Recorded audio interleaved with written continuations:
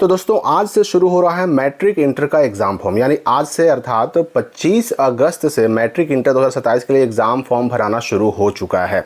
Matric का भी और इंटर का भी दोनों का नोटिफिकेशन आ चुका है, जारी हो चुका है। लेकिन बहुत सारे ऐसे भी बच्चे हैं जो इस एग्जाम फॉर्म को नहीं भर पाएंगे और इसकी चर्चा जो है ना एग्जाम फॉर्म में ही कर दी गई है। तो कौन कौन से बच्चे एग्जाम फॉर्म भर पाएंगे, कितना पैसा लगेगा, लास्ट डेट क्या है, इसके लिए नियम और शर्तें 2027 के मैट्रिक इंटर के लिए क्या रखा गया है, वो सारी बातें हम स्पष्ट समझेंगे इस वीडियो में। और मैं आपको बता दूं कि जो नियम मैट्रिक के एग्जाम के लिए है वही नियम सेम इंटर के एग्जाम के लिए भी है। सब कुछ बिल्कुल सेम है। मतलब अगर मैं कोई एक बात बताऊं समझिए कि दोनों के लिए मैं बता रहा हूं। तो सबसे पहले तो देखिए मैट्रिक वाला में देख लेते हैं हम। तो इसका भी डेट रखा गया है वही 25 अगस्त से लेकर के 16 सितंबर तक। 25 अगस्त यानी आज से लेकर के 16 सितंबर तक मैट्रिक का एग्जाम फॉर्म भराएगा और सेम इसी डेट में जो है ना इंटर का भी फॉर्म भराएगा और इंटर का भी डेट वही रखा गया है, यानी 25 अगस्त से लेकर के 16 सितंबर तक। अब सवाल ये उठता है कि ये एग्जाम फॉर्म कौन से बच्चे भर पाएंगे, कौन से बच्चे नहीं भर पाएंगे। आपको याद होगा कि अभी कुछ दिन पहले जो है ना डमी रजिस्ट्रेशन कार्ड जारी हुआ था और डमी रजिस्ट्रेशन कार्ड जारी होने के समय ये भी कहा गया था कि जो बच्चे जिनका डमी रजिस्ट्रेशन कार्ड का घोषणा पत्र अपलोड नहीं होगा ना वो फॉर्म नहीं भर पाएंगे। और वही बात यहाँ पर दोहरा दी गई है कि इंटरमीडिएट और वार्षिक माध्यमिक परीक्षा 2027 के लिए सूचीकृत और पंजीकृत यानी रजिस्ट्रेशन कराए हुए जिनका अपना माता पिता या अभिभावक और शिक्षण संस्थान के प्रधान के साइन के साथ घोषणा पत्र अपलोड नहीं है, उन्हें इंटरमीडिएट 2027 और वार्षिक माध्यमिक यानी मैट्रिक 2027 के लिए परीक्षा आवेदन भरने की अनुमति नहीं दी जाएगी।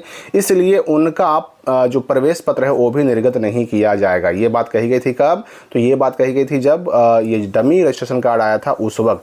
तो उसी के आलोक में 2026-27 के माध्यमिक के वैसे स्टूडेंट और इंटर के वैसे स्टूडेंट जिनका घोषणा पत्र अपलोड नहीं है वो माध्यमिक यानी कि मैट्रिक 2027 और इंटर 2027 के लिए एग्जाम फॉर्म नहीं भर पाएंगे, उनको एग्जाम फॉर्म भरने की अनुमति नहीं दी जाएगी।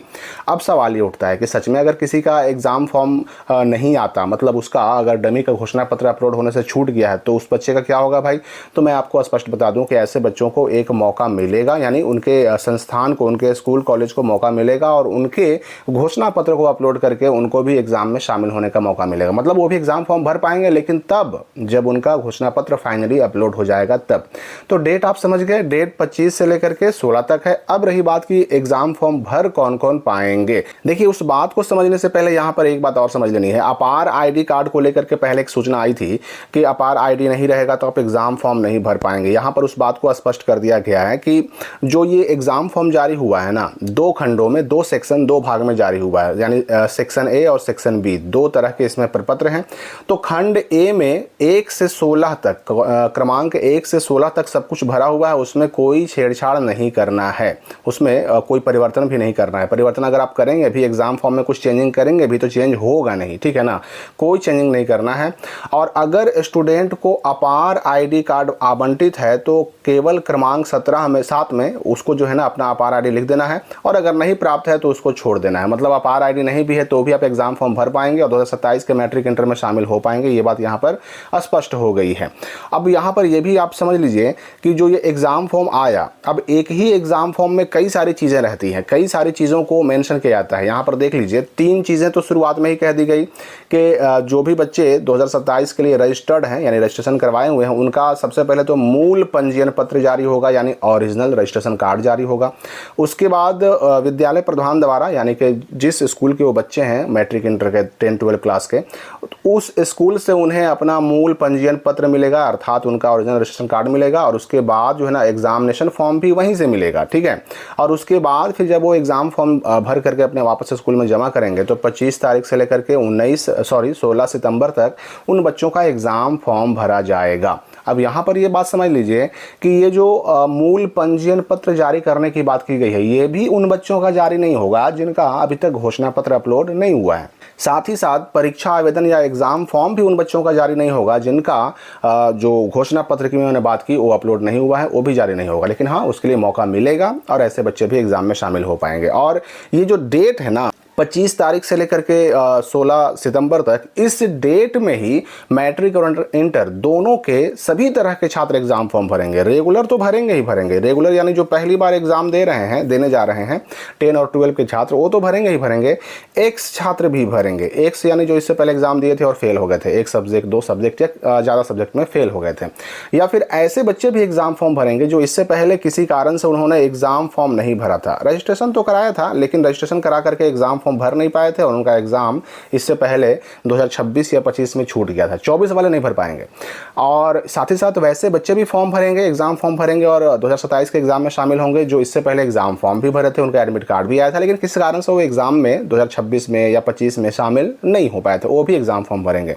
और साथ ही साथ जो इम्प्रूवमेंट बच्चे हैं वो भी एग्जाम फॉर्म भरेंगे, जिनका नंबर इससे पहले मैट्रिक इंटर में बढ़िया नहीं आया था, संतोषजनक नहीं आया था, कम आया था उम्मीद से, तो अपना नंबर बढ़ाना चाहते हैं इम्प्रूवमेंट स्टूडेंट के रूप में, जिसको बेटरमेंट भी कहते हैं, अगर एग्जाम देना चाहते हैं तो वो भी एग्जाम फॉर्म भरेंगे, लेकिन केवल 2026 वाले, यानी मैट्रिक इंटर 2026 में जो बच्चे शामिल थे और उनका नंबर कम आया, केवल 2026 में शामिल होने वाले बच्चे ही चाहें तो इस एग्जाम फॉर्म के डेट में अपना जो है इम्प्रूवमेंट या बेटरमेंट वाला एग्जाम फॉर्म भर सकते हैं, बाकी बच्चे नहीं भर सकते हैं। अगर फीस की बात करें कि आखिर इस एग्जाम फॉर्म को भरने में कितना पैसा लगेगा, तो देखिए मैट्रिक की अगर हम बात करें, मैट्रिक के बच्चों का जो है ना पैसा लगेगा 835 रुपया और 950 रुपया। 950 किसके लिए? जनरल और BC2 के लिए, और 835 किसके लिए? तो SC ST और BC1 के लिए, ठीक है ना, लिखती है।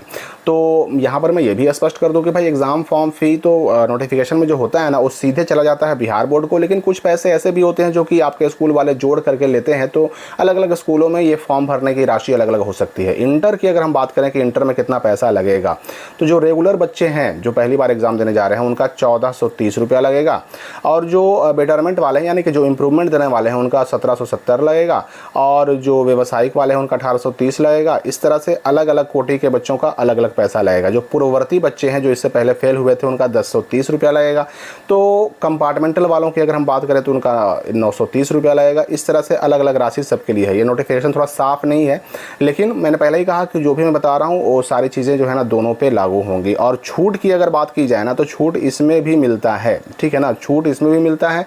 करीब 300-350 रुपये के आसपास छूट इसमें भी मिलता है। मतलब जो राशि यहाँ दी गई है उसमें भी कुछ कम ही लगेगा पैसा जो बच्चे रेगुलर हैं उनका। तो यहाँ पर ध्यान ये देना है कि इंटर में केवल रेगुलर बच्चों को छूट मिलती है, जबकि मैट्रिक में रेगुलर या एक्स जो भी बच्चे हैं उनको भी कैटेगरी के आधार पर छूट मिलती है 165 रुपये की। तो एग्ज़ाम फॉर्म भरने का अगर हम प्रोसेस की बात करें तो सबसे पहले तो आपको जाना होगा अपने स्कूल, वहाँ से लेना होगा अपना मूल पंजीयन पत्र जिसको ओरिजिनल रजिस्ट्रेशन कार्ड कहते हैं, और उसके बाद आपको रजिस्ट्रेशन कार्ड मिलने के बाद वहीं से स्कूल से ही मिलेगा एग्ज़ाम फॉर्म, और एग्ज़ाम फॉर्म को भर देना है क्योंकि उसमें मैक्सिमम चीज़ें तो भरी हुई हैं। आपका फ़ोटो, साइन और 1 से लेकर 17 तक कॉलम भरा हुआ है, वो छोड़ देना है। बाकी जो नहीं भरा हुआ है वो भर देना है। लेकिन याद रखिएगा कि आप चेंज करिएगा एग्जाम फॉर्म में कुछ अगर डिटेल्स में अगर बदलाव कीजिएगा तो बदलाव होगा नहीं, जो है आपके पंजीयन पे छप के आ गया, फॉर्म पे छप के आ गया वही रहेगा।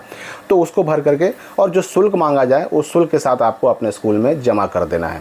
और ये भी याद रखिएगा कि एग्ज़ाम फॉर्म जो भी है अभी जारी हुआ है वो एग्ज़ाम फॉर्म केवल आपका स्कूल ही दे सकता है, आप स्वयं इसको इंटरनेट से डाउनलोड नहीं कर सकते हैं।